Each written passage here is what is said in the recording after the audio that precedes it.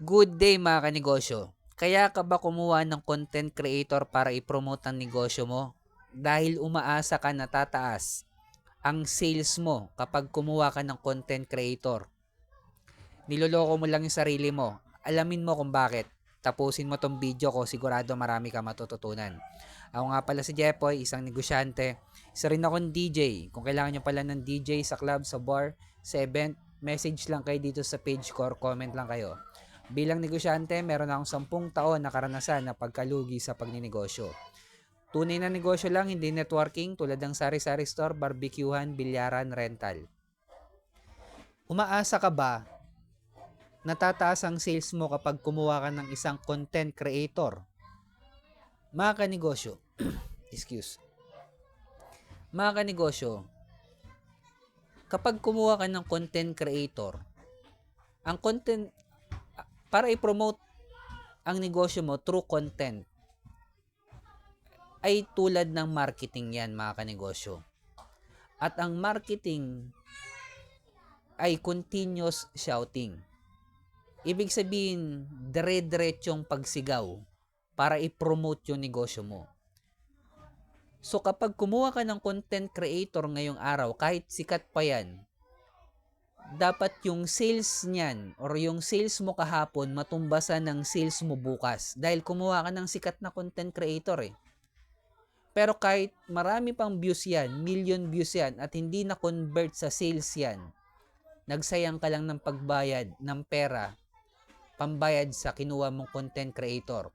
Una, hindi siya fit, hindi siya yung brand ng content creator, hindi fit sa negosyo mo, yung kinuha mong content creator, hindi naman talaga kayang i-convert into sales yung pagpo-promote niya ng negosyo mo. At although na-promote niya ang negosyo mo at may mga konting benta na na-create, paano next week? Paano next month? Paano next day? Kukuha ka ba uli ng content creator para i-promote yung negosyo mo? Continuous shouting nga yan eh. Yan yung pinaka-marketing mo sa pagninegosyo. So ano ang dapat mong gawin mga kanegosyo? Ikaw na lang gumawa ng sarili mong content. Kung matanda ka na, nahiya ka umarap sa video, utusan mo yung anak mong bunso o bata na may alam or sa pasikot-sikot sa social media, video ang kaaraw-araw i-post. Dahil yan na po ang labanan ngayon mga kanegosyo. Paggawa ng original content. Kahit voice over nyo lang. Kahit walang nanonood. Basta araw-araw kayong nagpo-post. Kasi yan nga yung pinaka-promotion nyo eh. Yan yung pinaka-marketing nyo sa pagninegosyo. Kaya niloloko nyo lang yung sarili nyo kahit kumuha kayo ng content creator. Paano yung pag-promote nyo next week? Kukuha ka na naman ng content. Hindi yung benta mo napupunta lang sa sa kinukuha mong content creator. Hindi ka naman kumikita. Hindi naman tumataas yung sales mo. Hindi nako-convert into sales kahit million views pa yung nagawa ng content creator na nakuha mo. Hindi masama ang mga content creator. Pero mga kanegosyo, mas okay kung ikaw na lang sakto nga gumagawa ka ng nagninegosyo ka. Pwede mong i-content na yun eh. Yun na yung pinaka-content mo eh. Hindi ka pa nga tulad ng ginagawa ko na nagtuturo eh. Ang kailangan mo lang gawin, videoan yung ginagawa mo araw-araw, i-post. Content na yon. I-voice over mo. Mas mahirap pa nga itong ginagawa ko na nagsishare ng knowledge sa pagninegosyo na mayroong value.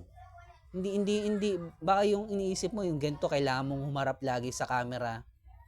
Kung hindi naman kaya mga kanegosyo, pwede ka naman videoan lang, voice over mo lang. Promotion pa rin yun eh. Is part of marketing pa rin yun, kahit hindi nakikita yung mukha mo.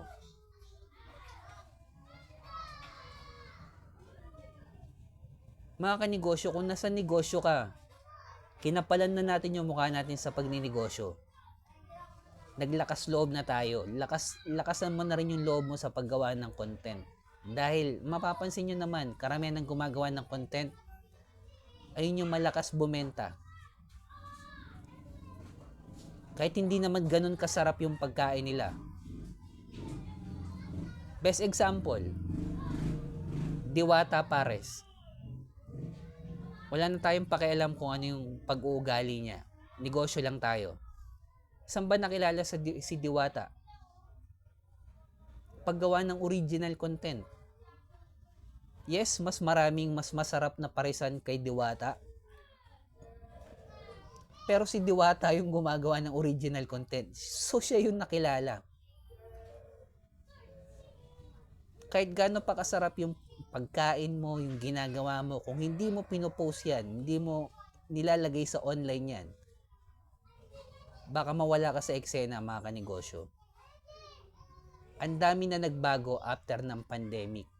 Ultimo, lolo't lola nyo, tito, tita nyo, anak nyo, bunso, bata, lahat marunong ng umorder.